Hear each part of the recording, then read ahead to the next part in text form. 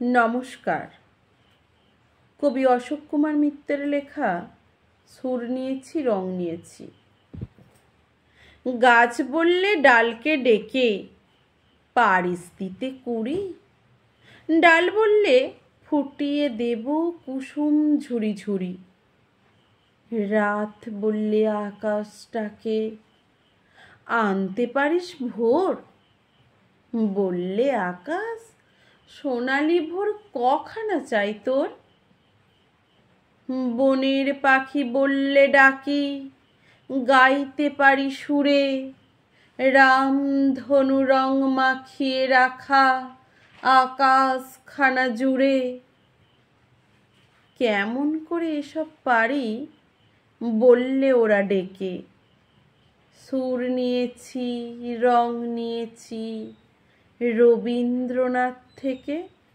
নমস্কার।